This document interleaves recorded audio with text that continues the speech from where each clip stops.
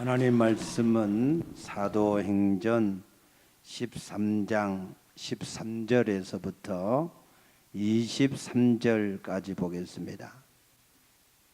사도행전 13장 13절에서부터 23절까지 우리 한 절씩 교독합니다. 바울과 및 동행하는 사람들이 바보에서 배 타고 밤빌리아에 있는 버가에 이르니 요한은 그들에게서 떠나 예루살렘으로 돌아가고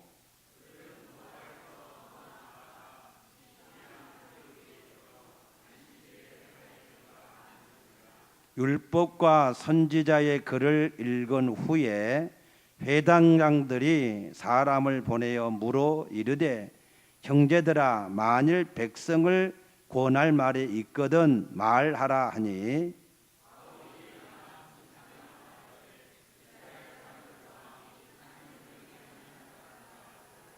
이 이스라엘 백성의 하나님이 우리 조상들을 택하시고 애굽 땅에서 나그네 된 그 백성을 높여 큰 권능으로 인도하여 내사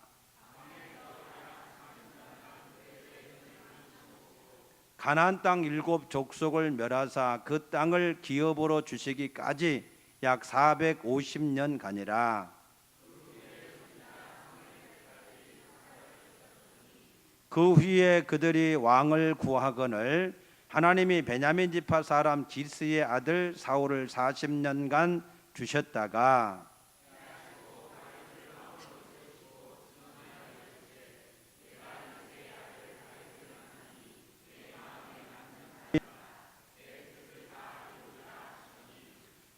(23절) 하나님이 약속하신 대로 이 사람의 후손에서 이스라엘을 위하여 구주를 세우셨으니 곧 예수라. 아멘.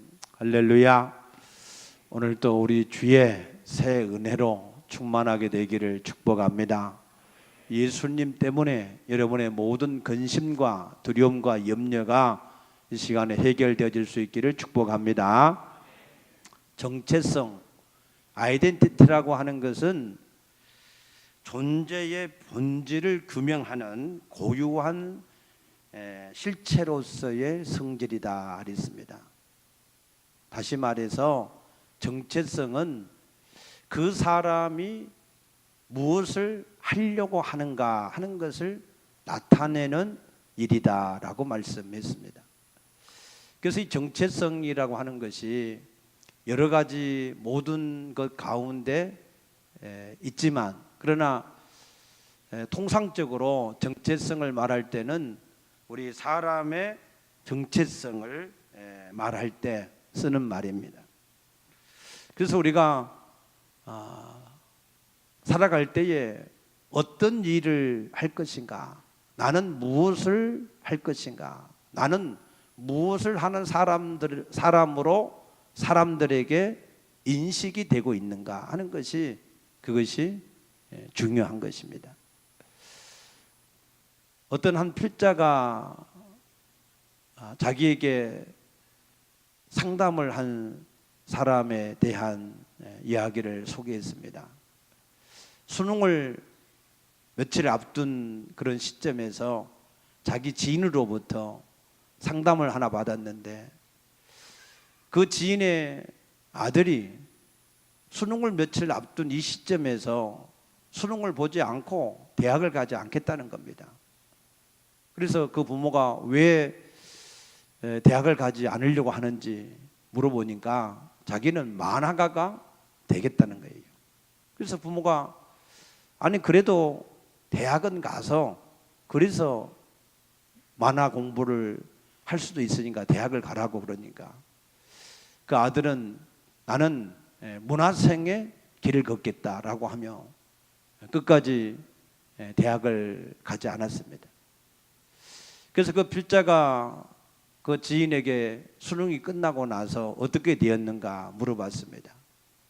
그래서 그 지인의 대답이 아들이 원하는 대로 해 주었노라고. 그래서 그 필자는 이해가 되지 않았습니다. 지금까지 수능을 위해서 그토록 준비하고 열심히 하고 수능을 며칠 앞둔 시점에서 수능을 보지 않고 그냥 대학을 포기하고 그만뒀다는 게 이해가 되질 않았습니다. 그러나 얼마 후에 그 집을 방문하고 나서야 이해를 하게 됐습니다. 그 아이의 책상 앞에는 이런 문구가 있었습니다. 나는 내가 원하는 삶을 살 것이다 라고 기록이 되어 있습니다. 그리고 그 엄마의 다이어리 옆에는 나는 두 아이의 어머니이며 한 남편의 아내이고 그래서 그들이 행복할 때 나도 행복하다라고 하는 그런 문구를 발견을 했습니다. 그들은 자기 자신들이 무엇을 위해서 살고자 하는지 그 정체성이 분명하게 있는 그러한 삶을 그들이 살고 있었다라고 하는 이야기입니다. 우리는 과연 어떨까요? 누군가가 나에게 당신은 무엇을 위해서 지금 살고 있습니까? 무엇을 바라보고 달려가고 있습니까? 무엇을 위해서 전심전력하고 있습니까? 라고 누군가가 묻는다면 우리가 확실하고 분명하고 정확하게 나는 이것을 위해서 지금 달려가고 열심히 살아가고 있습니다 라고 하는 그러한 대답을 정확하게 우리가 할 수 있을까 하는 것입니다. 과연 세상의 사람들은 교회를 보고 교회가 무엇을 하는 곳인가? 교회에 모이는 사람들은 무엇을 하려고 하는 사람들인가? 세상의 사람들이 교회를 바라볼 때 교회에 대한 정체성이 어떻게 인식을 하고 있을까 하는 그러한 궁금증이 있습니다. 사도행전 4장 1, 2절 말씀 보게 되면은 초대교회 마가다락방에서부터 시작한 초대 예루살렘 교회, 그 교회에는 정체성이 무엇이었을까? 제사장 그룹이나 성전을 지키는 사람들이나 사두개인들, 바리새인들, 이 유대인들이 볼 때 이 교회, 초대교회의 정체성은 무엇이었을까 하는 거예요. 사도행전 4장 1절에 기록되기를 그들은 예수 안에 죽은 자의 부활이 있음을 증거하는 사람들이었다라고 기록이 되어 있습니다. 초대교회 예루살렘의 교회는 왜 모였을까? 왜 그들이 함께 모여서 무엇을 하는가 하고 알아봤더니 그들은 예수 안에 죽은 자의 부활이 있음을 계속해서 말하고 증거하는 사람들이었다라고 했습니다. 여러분, 예수 안에 죽은 자의 부활이 있습니까? 우리 인간의 참된 소망, 우리 인간은 죄로 인하여서 한 번 죽는 것이 정해진 사람들입니다. 그런 우리 인간에게 참된 소망은 영원한 생명인 영생인 줄로 믿습니다. 이 영생도 그냥 영생이 아니라 부활체의 영생입니다. 요한계시록 21장 4절 이하에 보게 되면은 다시는 그 눈에 눈물이 없고 사망이 없고 애통하는 것이나 고하는 것이나 아픈 것이 다시 없는 영생의 이 생명체. 오늘날로 우리가 표현을 하면 먹고 사는 일에 걱정이 없고 노후에 걱정이 없고 자식 걱정이 없고 아플 일에 걱정이 없고 할렐루야. 그러한 걱정이 아무것도 없는 그 생명체로 우리가 영생을 살 수 있다면 우리의 진정한 소망은 바로 그 영생이 우리의 진정한 소망인 줄로 믿습니다. 할렐루야. 우리 박지성 우리 전 축구 선수, 지금은 본부장이라고 하는 직함을 가지고 있던데 그 어머니가 얼마 전 그 아들 박지성을 만나러 런던에 갔다가 거기서 교통사고를 당해서 소천을 했습니다. 그 시어머니 박지성의 친할머니도 같은 날 소천을 했습니다. 그 박지성이라고 하는 선수 하나를 키워내려고 그 집안 사람들이 얼마나 마음을 졸이고 예타하며 정말로 많은 후원을 했겠습니까? 이제 박지성 선수도 선수 생활을 마감하고 그래도 세상적으로 성공적인 그러한 삶을 이제 시작이 되어져서 이제부터는 내가 내 부모를 정말로 잘 섬기고 돌보고 위로하고 좀 그렇게 살아야 되겠다 그렇게 생각하고 있을 그런 때인데 가장 자기를 사랑한 그 어머니가 갑자기 소천을 해버리니까 그 마음의 소원이 정말 어떠하겠습니까? 내가 할 수만 있으면은 내 어머니를 다시 살릴 수만 있다면, 그래서 함께 모시고 살 수만 있다면 그러면 얼마나 좋을까 하는 그런 간절한 마음의 소원이 가득하겠지요. 그러나 그 집안은 불교의 집안이기 때문에 죽은 자 안에, 예수 안에 죽은 자의 부활이 있는 소망이 있을 수는 없겠지요. 그러나 우리에게는 예수 안에 죽은 자의 부활이 우리에게 진정한 소망으로 주어진 줄로 믿습니다. 이 일은 막연한 까마득한 먼 세월 후에 이루어질 일이 아닙니다. 초대교회는 이 부활의 소망을 왜 가지게 됐느냐? 십자가에 분명히 죽은 예수가 다시 살아나셔서 40일 동안 그들과 함께 하시면서 그 부활을 증거했기 때문에, 예수님이 그 부활의 첫 열매가 되었기 때문에 그들도 그와 같은 부활의 소망을 갖게 된 줄로 믿습니다. 우리에게도 거기에 대한 부활의 소망, 우리는 고린도후서 4장 16절에 있는 말씀처럼 날마다 후패합니다. 우리는 나이가 들어갈수록 우리의 모든 육체의 연약한 기능들이 다 후패할 수밖에 없습니다.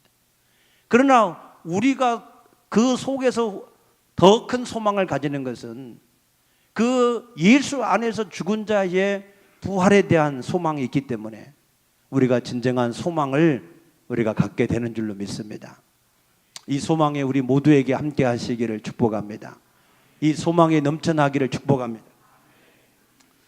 또 사도행전 11장 26절 이하에 보게 되면은 안디옥 교회, 이 안디옥 교회의 이미지는 뭐였을까? 사람들이 안디옥이라고 하는 지역에 있는 이 교회를 바라볼 때 그 사람들은 어떤 사람이라고 생각을 했을까? 그들의 이미지는 한마디로 그리스도인이었다 그랬습니다. 저 사람들은 그리스도인이다 라고 하는 그런 칭호를 그들에게 붙여줬다 그랬습니다. 여러분, 그리스도인이 어떻게 될 수 있습니까? 로마서 8장 9절에 보니까 누구든지 그리스도의 영이 없으면 그리스도의 사람이 아니다 라고 그랬습니다. 여러분, 그리스도인이 되는 것은 예수 그리스도의 영이 그 사람 속에 거하시기 때문에 그 사람이 비로소 그리스도인이 된 줄로 믿습니다. 이 안디옥 교회의 사람들은 그 그리스도의 영을 장식력으로나 아니면은 그냥 지식적으로만 그렇게 받아들이지 않았습니다. 이 그리스도의 영을 실체로 인격적으로 받아들여서 그들 마음속에 실체로 모시고 살았습니다. 그리고 그 그리스도의 영을 따라서 그들이 살아가기 시작했습니다. 사도행전 13장 2, 3절 말씀에 보게 되면은 이 사람들은 그 성령을 따라서 바울과 바나바를 따로 세웠고, 바울과 바나바는 그 성령을 따라서 보내심을 받아서 나가서 일하기 시작했다 그랬습니다. 여러분, 그리스도의 영이 그들 가운데 실제로 있는 것을 사람들이 보았다는 거예요. 그래서 그 사람들을 그리스도인이라고 그들이 부르게 된 줄로 믿습니다. 오늘 우리에게도 사람들이 우리를 보고 저 사람들 속에 예수의 영이 있구나, 할렐루야, 이러한 이미지가 우리에게도 있어야 될 줄로 믿습니다. 요한복음 16장 13절 말씀 보니까 이 그리스도의 영 성령이 우리 가운데 계시면 우리를 진리 가운데로 인도하신다 그랬습니다. 진리가 무엇입니까? 예수님이 나는 길이요 진리요 생명이다 말씀하신 대로 예수님이 진리의 근본인 줄로 믿습니다. 이 예수는 만세와 만대로부터 감추어둔 비밀이라 그랬습니다. 이 성령이 아니시고는 아무도 예수를 알 수 없다 그랬습니다. 그래서 우리가 성령을 따라서 예수 그리스도를 더 풍성하게 온전하게 알아갈 수 있게 되기를 축복합니다. 또한 이 성령은 우리의 장래의 모든 길을 안내하시는 가이드다 그랬습니다. 출애굽한 이스라엘 백성들이 광야에 있었지만 낮에는 구름기둥과 밤에는 불기둥이 그들 가운데 함께하고 인도해 가기 때문에 그들에게는 부족함이 없었던 줄로 믿습니다. 오늘 우리에게도 하나님의 성령이 우리를 인도해 가시기 때문에 우리가 그 성령의 인도를 받기만 하면, 받고 순종해서 살아가기만 하면 우리에게는 부족함이 없을 줄로 믿습니다.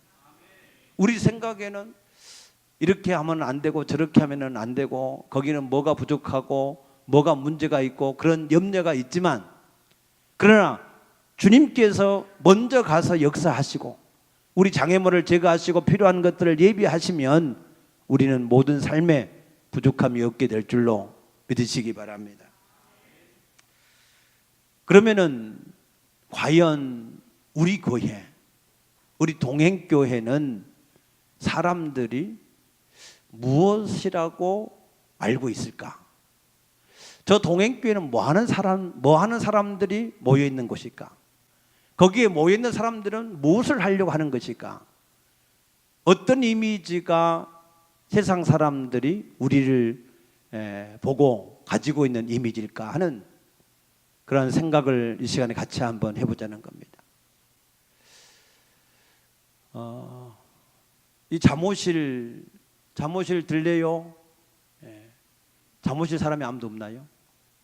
잠옷실에 이 수유실이 없다고 그래가지고, 그래서 이 커튼집에 가서 수유를 할 수 있는, 아기 젖을 먹일 수 있는 이 실을 좀 이렇게 만들어 주려고 커튼집에 갔는데, 그 사장님이 교회에서 왔다 그러니까 어느 교회냐고 그러니까 동행교회로 했더니 동행교회를 아시더라고. 그래서 동행교회를 아시냐고 그러니까 지나가다가 봤는데 그 주차장이 넓은 그 교회가 동행교회 아니냐고. 맞다고. 할렐루야. 주차장이 없는 이 시대에 주차장이 넓은 거 얼마나 감사합니까? 아멘. 이게 기계식으로 된 주차장도 있잖아요. 그거 한번 였다가 다시 차를 빼려고 그러면은 한 3-40분 걸려요. 근데 여러분, 우리 교회는 조금 늦게 와도, 그래서 늦게 오는지 몰라요. 좀 안타까운데, 주차할 곳이 없으면 빨리 올 텐데, 주차장이 너무 넓어가지고, 그래가지고 막 늦게까지 마음 놓고 오시는데, 늦게 오시는 분들은 주차할 데가 없는 날에 속해 오기를 축복합니다. 그래서 뒤에도 많이 되고 이 옆에도 좀 많이 되고, 그래서 미리 오시는 분들, 그런 분들은 이 뒤에 하고 요 뒤에 하고 여기 옆에 하고 주차장 공간을 활용하시면, 주차장이 비어 있으면 사람들이 더 주차장이 비어 있는 줄 알고 더 많이 오실 줄로 믿습니다. 그래서 그냥 동행교회 이미지가 주차장이 넓은 교회다, 이런 정도의 이미지, 우리 동행교회의 정체성이 전혀 없는 그러한 이 이미지를 가지고 있어서 조금 안타까웠습니다. 여러분, 우리는 왜 우리가 여기 모여 있습니까? 그냥 여기에 교회가 있으니까 여러분 나오셨습니까? 아니면은 그냥 예배만 드리려고 나오셨습니까? 아마 대부분 많은 분들이 우리 교회에 와서 예배를 드리러 왔다가, 그래서 우리 교회 등록을 하신 분들은 그래도 우리 교회의 정체성에 뭔가 좀 공감하는 부분이 있기 때문에 등록을 하고 함께 하는 줄로 믿습니다. 그런데 그 정체성이 무엇인가 하는 것을 정확하게 잘 알지를 못하고 있기 때문에 거기에 적극적으로 함께 동참하는 일들이 좀 연약하지 않는가 하는 안타까움이 있습니다. 오늘 본문 말씀에 보게 되면은 이 오늘 본문의 말씀은 바울과 바나바가 비시디의 안디옥이라고 하는 그 지역에 가서 하나님의 말씀을 전할 때 하신 말씀인데, 하나님께서 왕을 구하는 이스라엘 백성들에게 기스의 아들 사울을 40년 동안 왕으로 주셨다가 하나님 말씀에 불순종함으로 패하시고 다윗을 왕으로 세웠는데, 이 다윗이 하나님 마음에 합한 사람이다 그랬습니다. 그래서 하나님은 그 다윗을 통해서 하나님의 뜻을 다 이루시겠다라고 약속하셨는데, 그 뜻이 이루어져서 예수 그리스도가 오셨다라고 증거를 하고 있습니다. 믿습니까?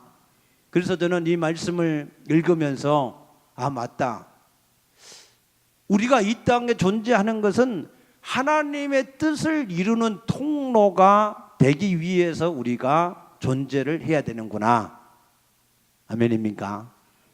우리가 이 땅에 존재하는 것은 다른 목적이 아니라 하나님이 하늘에서 이루어진 그 일을 이 땅에 이루고자 하실 때에 우리가 그 일을 이루는 통로로 하나님 앞에 우리가 쓰임을 받아야 되는구나. 믿습니까? 하나님 마음에 합한 성도, 그래서 하나님의 뜻을 이 땅에 이루는 통로, 그것이 바로 우리 교회가 추구해야 될 가장 하나님이 기뻐하시는 정체성인 줄로 믿습니다. 아멘. 이 정체성이 잘못되면 기업도 돈만 추구하는, 이윤만 추구하는 그런 기업이 되면요, 정경유착을 하게 되고 부도덕하게 되고 비윤리적으로 되고 사회에 오히려 악을 끼치는 그런 기업이 될 수밖에 없습니다. 그러나 사회에 공헌을 하고 나라 발전을 기여하겠다라고 하는 그러한 정체성을 가지고 기업을 하면 그 사회나 그 국가에 유익이 되는 그러한 기업이 될 수가 있습니다. 그러하듯이 우리가 그리스도인들이 하나님 나라에 합당한 그러한 정체성을 가지고 우리가 살아가게 된다면 하나님께는 영광이요, 우리에게는 기쁨이요, 세상에는 즐거움이 되는 그러한 교회가 될 줄로 믿습니다. 그래서 이 정체성을 어떤 것을 가느냐 하는 것이 우리에게 가장 중요한데, 우리의 가장 근본 정체성, 그것은 나를 향하신 하나님의 뜻이 다 이루어지게 하소서 하는 겁니다. 하나님께서 이루고자 원하는 뜻을 나를 통해서, 우리를 통해서 이 땅에 다 이루어지도록 하기를 원하는 그 정체성이 우리 교회의 근본적인 정체성인 줄로 믿으시기 바랍니다. 우리가 얼마나 오래 살았느냐, 많은 것을 가졌느냐 하는 것은 중요하지 않습니다. 우리에게 가장 중요한 것은 우리가 얼마나 하나님의 뜻을 이루는 삶을 살았느냐 하는 것이 우리에게 중요한 일인 줄로 믿으시기 바랍니다. 사사기 16장 30절에 보게 되면은 이 삼손이라고 하는 사람이 죄로 인해서 그 눈이 뽑히고 놋줄에 매여 가지고 이 블레셋 사람들의 맷돌을 가는 그런 비참한 인생을 살아가다가 마지막 하나님 앞에 소원이 생겼습니다. 하나님, 내게 한 번만 더 힘을 주시면 내가 이 블레셋 사람들과 함께 내가 죽겠습니다 라고 하는, 이 삼손은 처음에 하나님께서 블레셋 사람들에게서 이스라엘 백성들을 구원하라고 세운 사람이 삼손이었거든요. 그런데 이게 중간에 여자에게 그냥 마음을 뺏기는 바람에 그 힘의 근원이 머리털을 다 밀어버리게 되고 힘이 빠져서 블레셋에게 지금 비참한 그러한 눈도 뽑히고 노줄에 물려가지고 이게 붙들려가지고 맷돌을 가는 그런 비참한 신세가 되었거든요. 그러나 그가 다시 하나님 앞에서 내가 하나님의 뜻을 다시 한번 내가 이루는 인생이 되기 원합니다. 내게 힘을 한 번만 더 주시옵소서 라고 하는 간절한 마음의 소원을 가지고 기도할 때 하나님이 다시 그에게 힘을 주시어서 삼손이 죽을 때 죽인 블레셋 사람의 수가 그가 살아있을 때 죽인 사람의 수보다 더 많았더라 그랬습니다. 믿습니까? 무슨 얘기냐면 그가 죽는 때 그때 하나님의 뜻을 이루는 것이 그가 평생에 이룬 뜻보다 더 많았다는 거예요. 우리 동행 가족들은 계속해서 하나님의 뜻을 이루는 그러한 인생이 되어야 할 줄로 믿습니다. 예수님도 이 땅에서 33세의 짧은 인생을 살았지만 다 이루었다 그랬어요. 하나님의 뜻을 다 이루었다 그랬습니다. 그러므로 빌립보서 2장 8절 9절 말씀 보니까 하나님께서 그를 하늘과 땅 아래 모든 피조물들이 그의 이름 앞에 무릎을 꿇게 하시고 그 입을 예수를 주로 칭하게 하시고 영광을 하나님께 돌리게 한 줄로 믿습니다. 예수님이 이 땅에 짧은 생애를 사셨지만 하나님의 뜻을 이루는 삶으로 온전하게 삶을 살심으로 인하여서 가장 이 땅에서 복이 있는 그러한 삶이 된 줄로 믿습니다. 그래서 우리의 이 땅에서의 삶은 소유나 장수가 목적이 아니라 하나님의 뜻을 이 땅에 이루는 그 통로로서의 우리의 삶이 반드시 되어야 될 줄로 믿으시기 바랍니다. 그러면 우리가 그 하나님의 뜻을 이루는데 구체적으로 어떻게 이루어야 될 것인가 하는 것이죠. 그래서 그것을 항상 여러분들이 기억하고 알 수 있도록 하기 위해서 여기 오른쪽에 있는 현수막에 동행인의 정체성을 이렇게 적어놨습니다. 우리 동행교회 성도들은 첫째로 성령으로 거듭나야 됩니다. 할렐루야. 성령으로 거듭나는 것은 하나님의 성령이 그 사람 속에 내주하셔서 함께 하시는 것입니다. 아멘. 안디옥 교회 성도들처럼 그리스도인이라고 그 사람들을 인정하는 것입니다. 그래서 성령이 내주가 되면 우리는 모든 것이 새롭게 되는 것입니다. 그때 우리가 하나님의 자녀가 되고 천국의 시민권자가 되고 모든 죄와 저주와 지옥에서 사단에게서 자유한 자가 되고, 할렐루야, 예수의 이름을 마음껏 불러서 사용할 수 있는 권세자가 되어지고 하나님 나라의 상속자가 되는 줄로 믿습니다. 여러분 거듭날 수 있게 되기를 축복합니다. 하나님의 성령이 여러분 마음속에 친히 내주가 될 수 있기를 축복합니다. 어떻게 거듭날 수 있습니까? 우리가 진심으로 우리를 찾아오신 예수님을 주와 그리스도로 믿고 주인으로 영접할 때 하나님의 성령이 우리 가운데 내주하심으로 우리가 거듭나는 줄로 믿습니다. 두 번째는 우리가 성령의 충만함을 받아야 된다. 이것은 선택사항이 아닙니다. 필수 구수입니다. 성령으로 거듭난 사람은 반드시 성령의 충만함을 우리가 받아야 될 줄로 믿습니다. 성령의 충만함을 받아야만 우리가 세상을 이길 수가 있습니다. 세상을 이길 수 있는 것은 믿음인데 성령의 충만함이 있어야 이 믿음이 우리 가운데 생길 수가 있는 것입니다. 그래서 우리가 이 땅에서 주님을 주인답게 섬기고 주님께서 주신 은혜의 사명을 감당해 갈 수가 있는 것입니다. 우리가 이 땅에 살 때에 온전하게 예수님을 주인답게 섬기고 예수님이 주신 하나님의 복음을 증거하는 그 일을 위해서 지치지 않고 딴 길로 가지 않고 흔들리지 않고 지속적으로 할 수 있는 그 사명을 감당하는 삶, 그 일을 위해서는 우리에게 반드시 성령의 충만함이 있어야 될 줄로 믿습니다. 할렐루야. 이 성령의 충만함을 얻기 위해서는 성령의 영인, 그 하나님의 말씀, 내가 너에게 이런 말이 영이라고 하신 그 말씀을 너희 속에 풍성히 거하게 해야 된다 그랬어요. 그 말씀을 입에서 떼지 않고 주야로 묵상해야 된다 그랬습니다. 믿습니까? 하나님의 말씀을 우리가 부지런하게 소리를 내어서 우리가 그 말씀을 읽으면 우리 안에 있는 그 모든 말씀이 채워짐에 따라서 그 말씀이 살았고 운동력이 있어서 우리의 죄악을 물리쳐내고 우리의 믿음을 세워서 우리가 성령의 충만함을 우리가 살게 될 줄로 믿습니다. 성령의 충만함이 넘쳐야 성령의 열매들을 맺을 수 있습니다. 아멘. 그래서 우리는 반드시 성령의 충만함을 받는 사람, 성령의 충만함이 넘치는 그러한 삶이 될 수 있기를 축복합니다. 마지막 세 번째로는 성령과 함께 동역하는 사람들입니다. 하나님은 처음부터 지금까지 일을 하고 계십니다. 일을 행하시는 여호와. 예수님도 아버지가 일하시니 나도 일한다 그랬고, 사도 바울도 내 속에서 성령님이 일하시니까 그 성령님을 따라서 힘을 다해 수고한다 그랬습니다. 믿습니까? 우리 안에 계신 성령님은 일을 하고 계십니다. 우리가 그의 마음을 닮고 그의 손과 발이 되기를 원하고 계십니다. 우리가 그 성령님을 돕는, 그래서 성령님이 일하시게 하는 그러한 삶을 살아가기를 원하고 계십니다. 어떻게 해야 성령님이 일하십니까? 우리가 기도할 때, 아멘. 우리가 기도할 때 너는 내게 부르짖으라 그랬어요. 기도할 때 하나님의 성령이 우리 안에서 역사하실 줄로 믿으시기 바랍니다.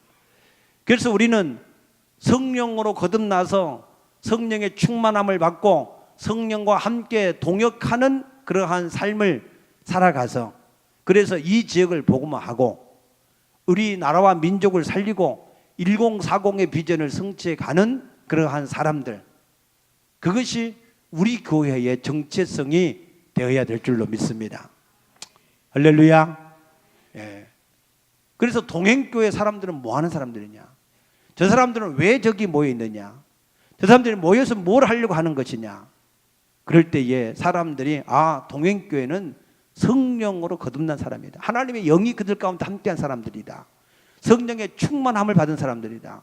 성령과 함께 동역을 하는 사람들이다 라고 하는 그러한 이미지가 모든 세상 사람들에게 나타나야 될 줄로 믿습니다. 그런 정체성을 위해서 우리가 마음을 같이 하고 함께 그것을 이루어가야 될 줄로 믿습니다.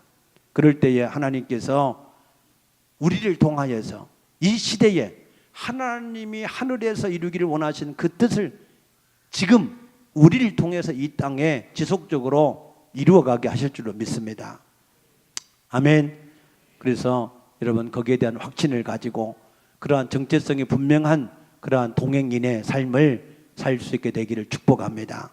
우리가 하나님 앞에서 그러한 정체성을 가지고 살게 되면 하나님은 너희는 먼저 그 나라 의를 구하라, 그리하면 모든 것을 더하신다고 말씀하신 대로 여러분의 개인의 삶을 축복하시고, 여러분 가정을 축복하시고, 여러분 자녀를 축복하시고, 여러분 건강을 축복하시고, 여러분의 모든 물질의 삶을 축복하시어서 부유케 하실 줄로 믿으시기 바랍니다.